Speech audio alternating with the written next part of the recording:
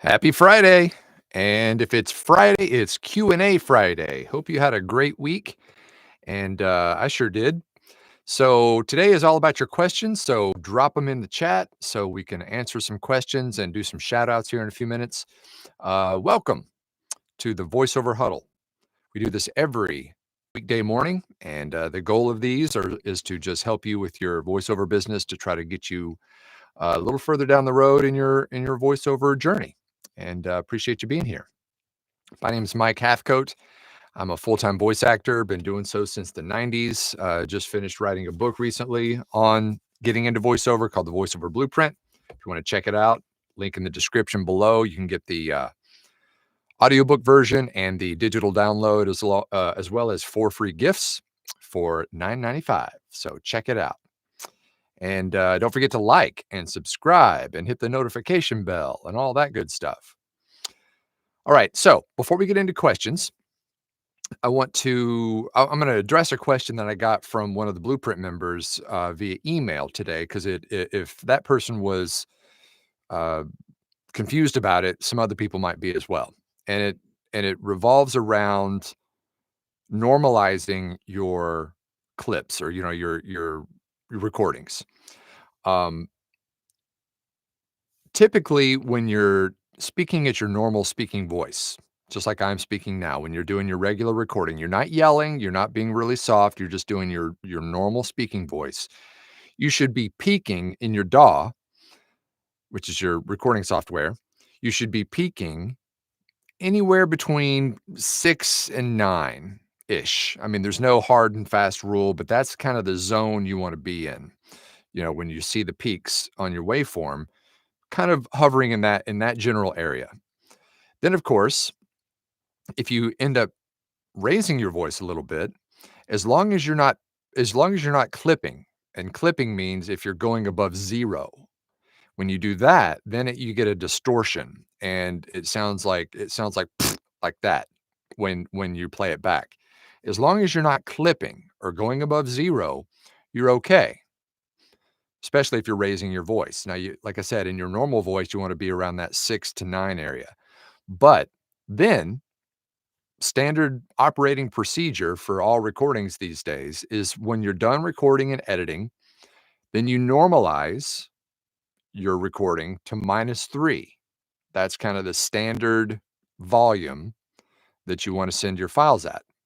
Now, every now and then, if for some reason that peak after you've normalized goes a little above or a little below -3, that highest peak in the recording, because it will take, what normalizing does is it takes the highest peak and it pulls it up to -3, and it brings everything else up in relation to that.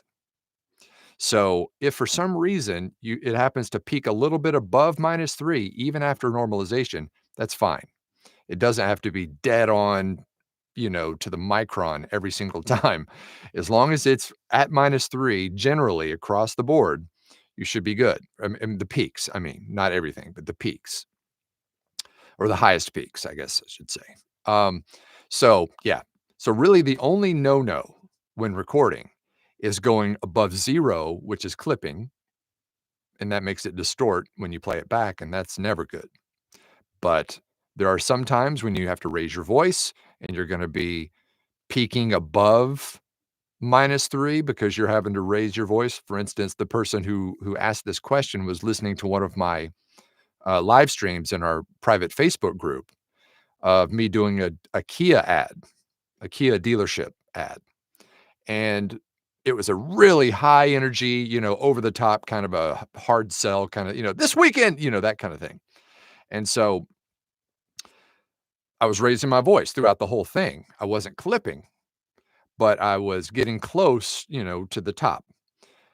Obviously, once I finished and edited and normalized, it brought everything down to -3, with the exception of one little peak or two, and it was just a little above 3. That's fine.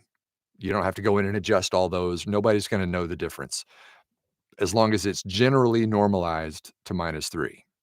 So hopefully that kind of makes sense. I know that's a little into the weeds on some of this stuff, technical stuff, but if he was confused about it, others might be as well. So there you go. Okay, let's see what people have for questions today.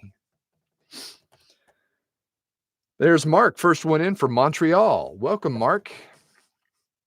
And there's Becky from Michigan. Good morning, Ron from Coast Guard City, USA. And there's Nancy from Yankton, South Dakota. Nephi from Knoxville, Tennessee. Go Vols. Dennis Granger from Grant Park, Illinois. And there's Kirk from Greenville, South Carolina. You know I'm from the South when I say Greenville instead of Greenville. Just like Knoxville and Knoxville. People in the South, they kind of make it a vull. There's David from Hamilton. Jason says, good morning from Kearney, Nebraska. So excited to be here and listen to what you got to say, Mixmaster Mike.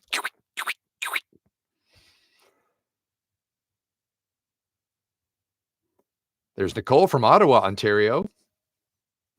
There's Wayne on close. He says, from Port Orchard, by the way, on close, you made a note that we can export to a CSV. Can we import from a CSV or Excel into close?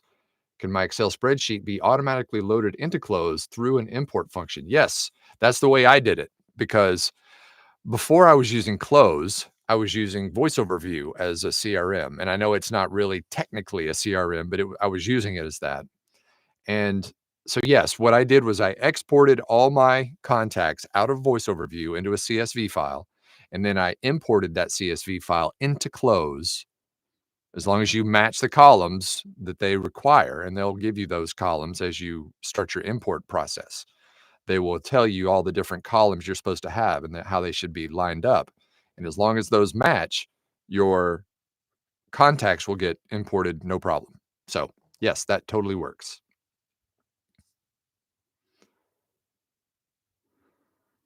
Kirk says, cool shirt. Thank you. Appreciate it. This is my VoiceOver periodic chart shirt. Got this on VOmerch.com. Tracy says, good morning from Rochester, Minnesota. Desi Lou, hello from Southwest DC.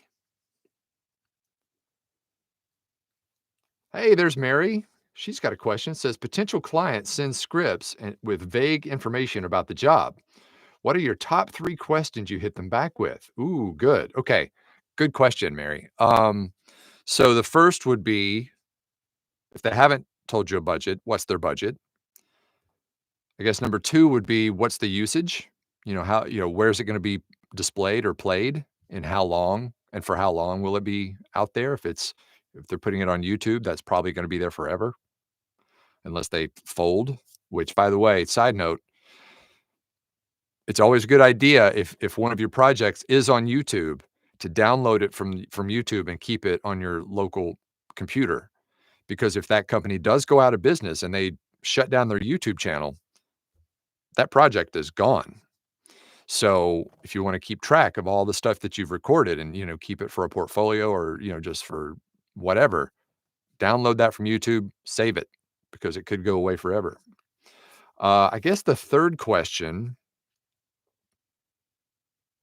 would be directions, any kind of directions about the read. What kind of style would they like? They want it high energy, guy next door, whatever. Just give me some direction on the read. I guess those would be my 3. Good question, though, Mary. Thank you. Andrew from Latvia. Good morning. There's Jim from Memphis. Jason says, I just finished recording another audiobook, a romance novel, and I absolutely loved it. I feel so jazzed right now, and there may be a potential for 6 more in the series. Any tips for continuity? Wow. Since I'm not really a big audiobook guy, I would just say, when you go back, if there are 6 more, you've got the original files from the first one. So just make sure that you go reference that and maybe listen to a chapter or 2 just to kind of get your mind right and get into the zone before you start the next ones, just so you can have that continuity. Other than that, I'll always say, for anyone who does audiobooks, take lots of breaks. It makes so much difference. And actually, that could go not only for audiobooks, but also for just any long form content, even things like, big e learning projects and stuff like that. Take lots of breaks. And I'm guilty of this as anyone, in that I want to sit down and I want to finish it. I want to get it done and move on to the next job. But I've found that if I just try to power through, if I play it back, at the beginning, it's great. But then you can just feel the energy just dissipate as you go. So take lots of breaks, get up, walk around, even for just a couple of minutes, just to kind of reset and then sit back down. And you'll be amazed at how many less mistakes you'll make, number one, and just how much more consistent the whole thing will sound. So breaks.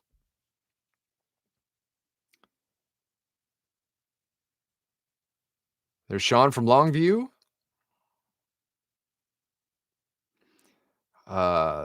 Edward from Jacksonville, Florida. Voice 156 says, "What's your experience with Session Pro? For some reason, I could not connect during live sessions." I've never used Session Pro. I don't even know what that is. Never heard of it. I guess it's another lossless connection like Source Connect or something, but never used Session Pro, so I don't know. Sorry. And good morning to you from Holland. Theo says, "Happy Friday from the second floor office overlooking lovely Palace Hills, Illinois." Maria says, "Hi from Rhode Island, still in learning mode. And I just bought your book. Looking forward to diving in." Thank you so much. That's very nice. I appreciate it. I hope you enjoy it. I've always said it's the book that I wish I had when I started. Um, but listen, I know you're in learning mode, but so are we all. The learning in this business never stops. Okay. I don't care who it is out there, there's always something new to learn. So we're all in the same boat, Maria. If you're in learning mode, so am I. And so is everybody on here. Edward says, "Is your RLX Pyramid Studio Foam 2 or 3 inch?" It's 3 inch. It's the big stuff. It's deep, deep, deep, deep.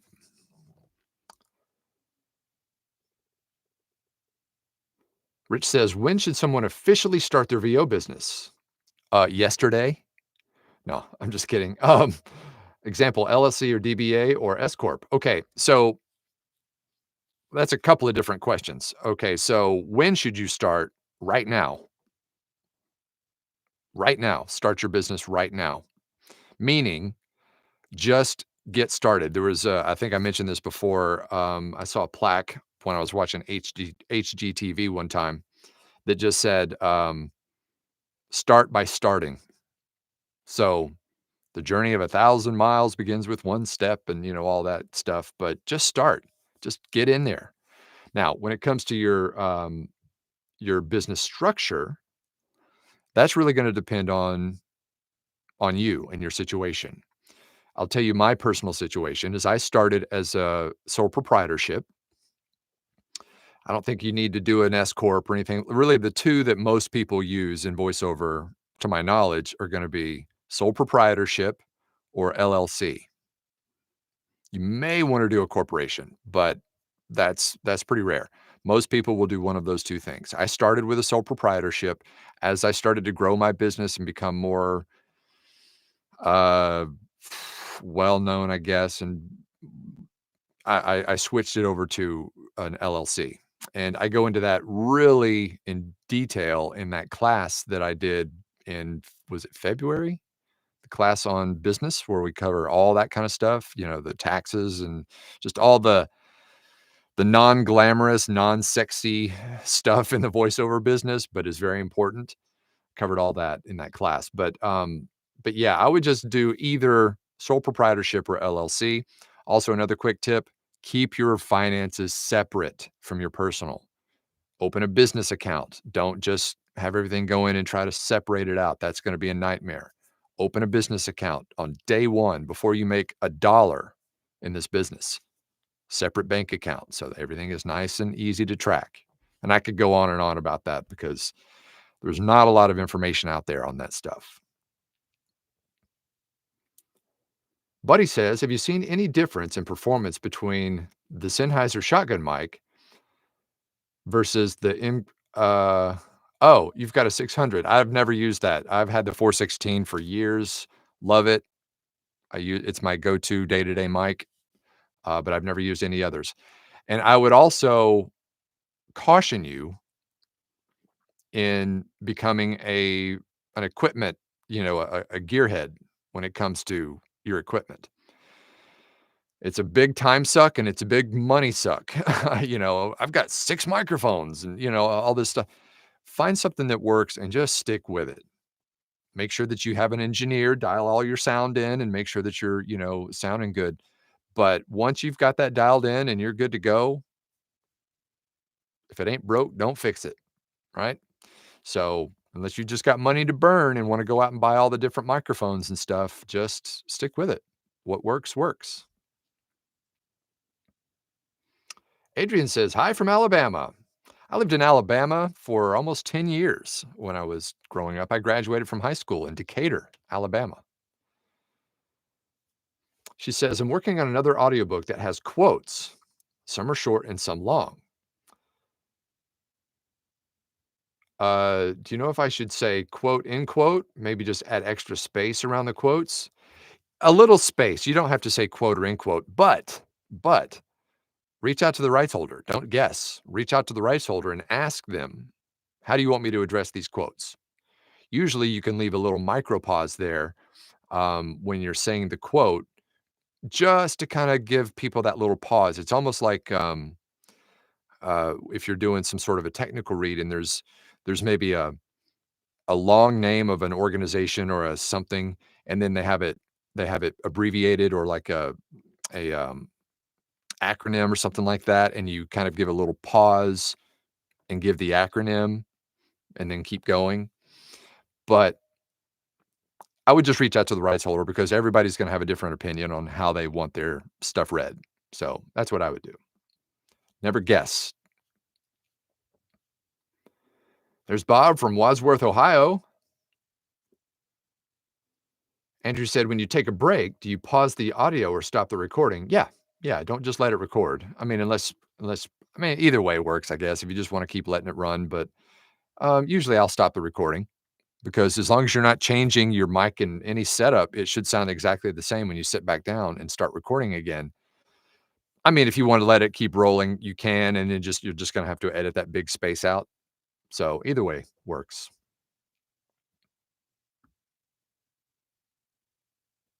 Ooh, Voice 156 says, "Also celebrating an order for a national radio and TV ads in the UK." Boom! That's what I'm talking about. Get it.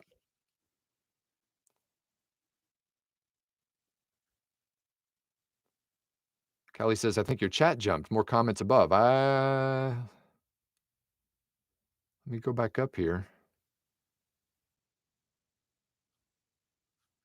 Oh, it sure did. Yeah. I'm sorry about that.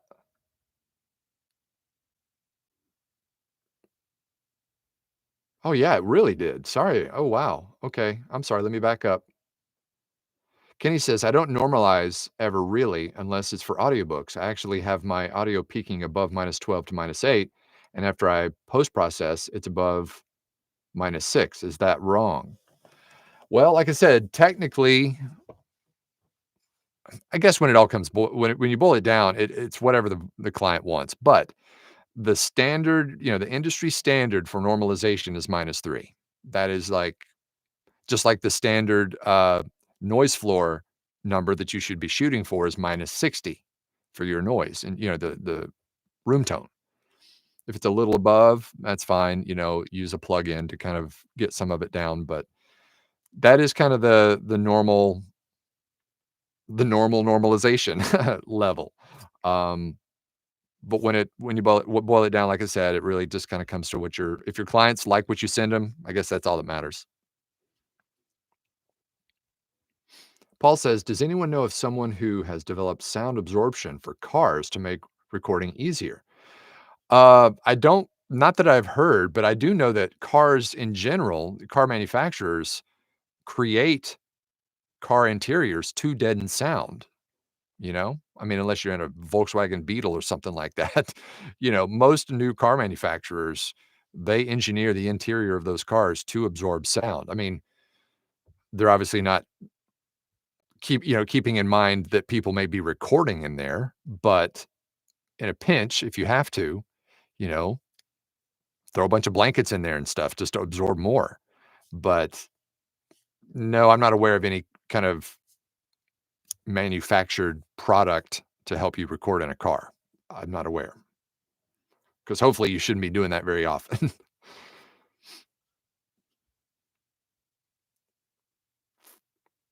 Charlie says, "Greetings from SLO, San Luis Obispo. I actually spent some time there. Gosh, it's been about 10 years ago now. I went there for the opening of their skateboard park. And a buddy of mine who is actually, at the time, he was the CEO of GoDaddy. His name is Blake Irving. I went and spent the weekend with him, and we hit that skate park, and it was great. That's a great little town." Tracy says, "What's the best way to register your business name?" Your state should have a, sorry, let me put this back up here. I don't like seeing my own self on camera here. Let me put this up here. There we go. Your state should have a website where you can go and register your business name. And then make sure at the same time you're registering your business name that you register your domain name for your website. If it's not available, then just put something like voiceover after it or something so you can separate yourself. But yeah, your state should have a website where you can register your business. And that's where you tell it whether or not you're gonna be a sole proprietor or LLC or any of that. Charlie says, "Greetings from Sparta, Wisconsin." There's Corey from Whitehall, Wisconsin. And there's John from Denver. Bruce says, "How would you rate Studio One 6 as a DAW?" Well, I've never used it, so I can't rate it. Once again, I find something that works and I stick to it. I'm an Adobe Audition man through and through. Um, it is, in my opinion, the most intuitive and most powerful DAW out there for voiceover. And I think if you were to poll other voice actors, I'd say the majority of the people out there use Adobe Audition in voiceover. But that doesn't mean the other ones are bad. There are plenty of other ones, and Studio One is one, and Reaper, and there's so many out there, even Audacity that people use. So find one that works for you and use it. Callie says, "Good morning from Pasco. I started your book yesterday, and I love it. It's very well written, comprehensive, well structured, and easy to follow. I'm very much enjoying it." Thank you so much, Callie. That means a lot. She says, "I can tell you thought of every detail. It's very well thought out and has personality where some instructional books can be very dry. I highly recommend grabbing everyone. I'm sorry. I highly recommend grabbing everyone to grab a copy." I know what you meant. Highly recommend everyone grabbing a copy. I got it.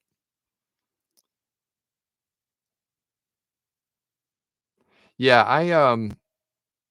I've read books too, especially nonfiction instructional books where you're just like, oh, you're just like, come on, very boring. So I try to sprinkle in some little anecdotes about things that have happened to me in voiceover, and just try to keep it light and friendly and an easy read.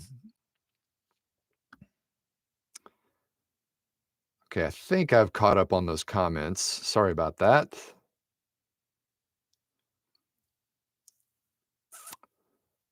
Voice 156 says, "What is a reasonable studio per hour fee for live sessions?" Um, if you mean going down and actually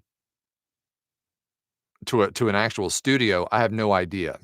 I've never done VO that way.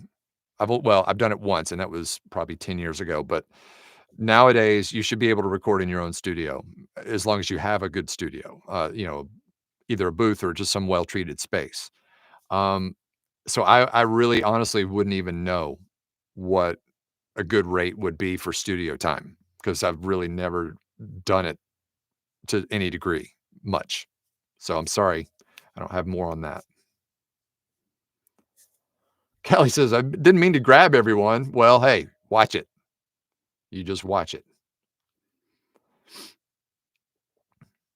Jay says, when reaching out to potential new clients to direct market, do you have a sequence or process you follow? Well, that's a really good question. And yes, roughly. I send my initial email. If they reply back, then I obviously reply back immediately to their reply saying, "Hey, thanks for the quick reply." Or even if it's not quick, they could follow up a year after I sent them that cold email. Who knows? But I always follow up immediately and let them know that I appreciate their reply. I'm looking forward to working with them soon. And then after I've done that, I make sure that I change them or I add them to my CRM as a possible, prospect. And then of course, if I book, then I change them in the CRM to a client. So that way I've got everybody kind of segmented in the CRM.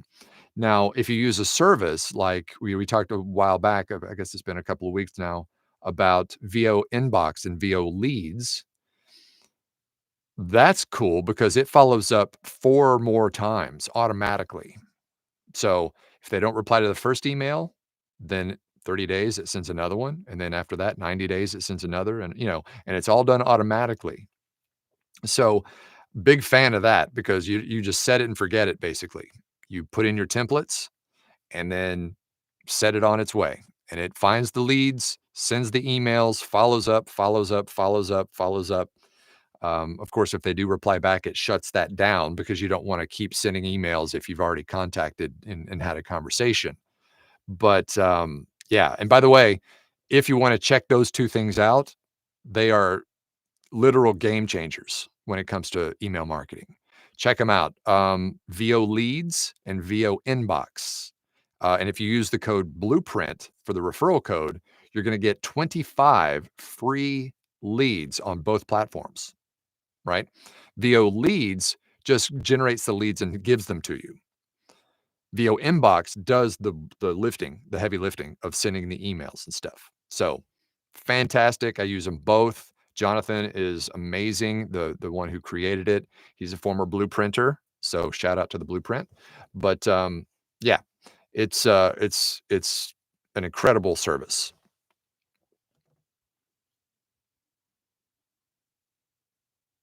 Oh, I got you. Okay, Voice 156 says, I meant rate per hour in my own studio that I charge the client.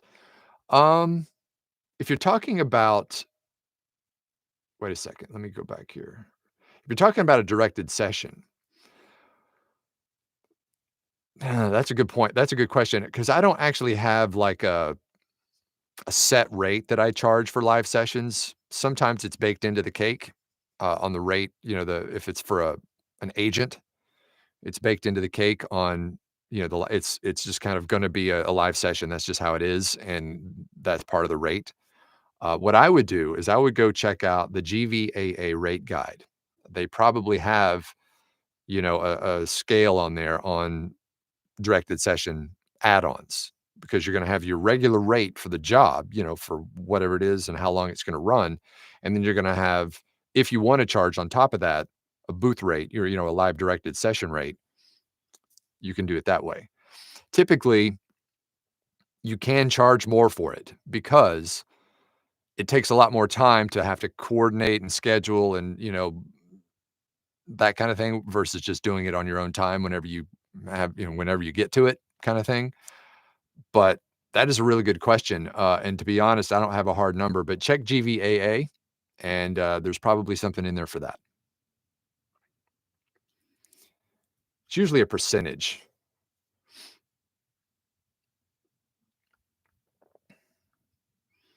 All right. We are right down at the bottom of the hour and we're at the bottom of the chat. So I think that's a good time to sign off. Hey, do me a quick favor and have a fantastic weekend.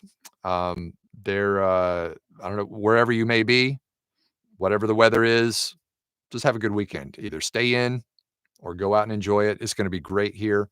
Uh, we're almost in the triple digits already here in Phoenix, so should be nice. But it's about time to fill up the pool. No more skating. Back into the summer zone. So, all right, I'm going to get out of here. Get to work. So until we meet again on Monday, take care and break a lip. See ya.